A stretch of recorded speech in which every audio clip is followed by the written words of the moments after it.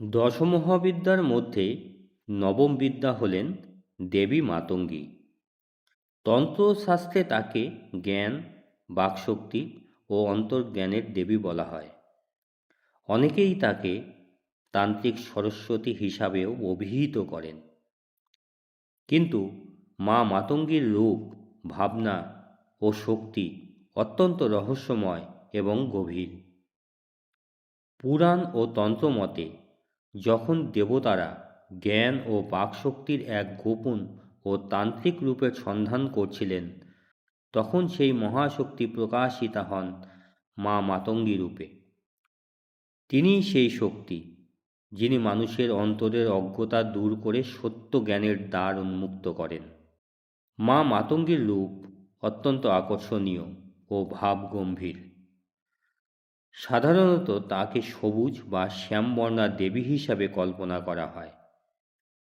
তার 4টি হাত, এক হাতে তিনি বীণা ধারণ করেন, যা সঙ্গীত ও জ্ঞানের প্রতীক। অন্য হাতে থাকে বড় মুদ্রা, যা ভক্তদের আশীর্বাদ প্রদান করেন। তার অলৌকিক দৃষ্টি যেন মানুষের অন্তরের গভীরে প্রবেশ করে সত্যকে জাগিয়ে তোলে।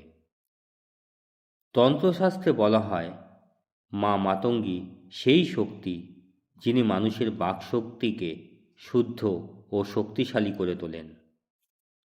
একজন মানুষ যখন সত্য কথা বলে, জ্ঞান প্রচার করে বা সৃষ্টিশীল কিছু প্রকাশ করে, তখন সেই শক্তির মধ্যেই মা মাতঙ্গীর কৃপা কার্যকর হয়।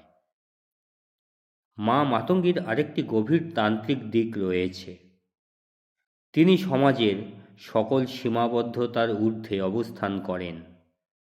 অনেক তান্ত্রিক গ্রন্থে বলা হয়েছে, তিনি এমন এক দেবী যিনি সমাজের প্রথাগত নিয়ম ভেঙে মানুষের মধ্যে প্রকৃত জ্ঞান ও মুক্তির পথ দেখান।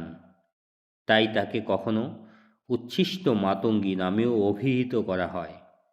এই রূপটি বোঝায় যে সত্য জ্ঞান কোনো বাহ্যিক আড়ম্বরের মধ্যে সীমাবদ্ধ নয়, বরং জ্ঞান সেই শক্তি যা সকল ভেদাভেদ অতিক্রম করে মানুষের অন্তরে উদিত হয়।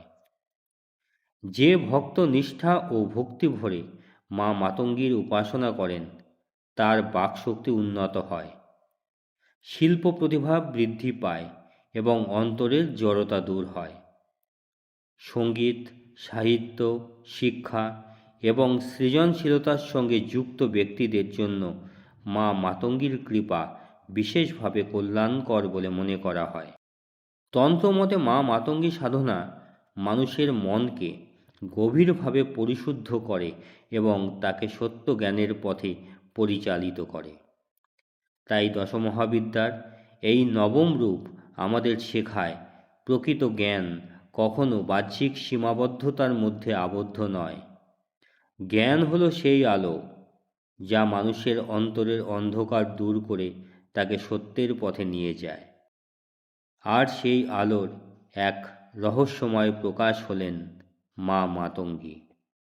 যদি আপনি এই ধরনের আধ্যাত্মিক পৌরাণিক বিষয়ে সম্পর্কিত আরও জানতে চান, তাহলে ভিডিওটি লাইক করুন, শেয়ার করুন আর চ্যানেলটি সাবস্ক্রাইব করতে ভুলবেন না।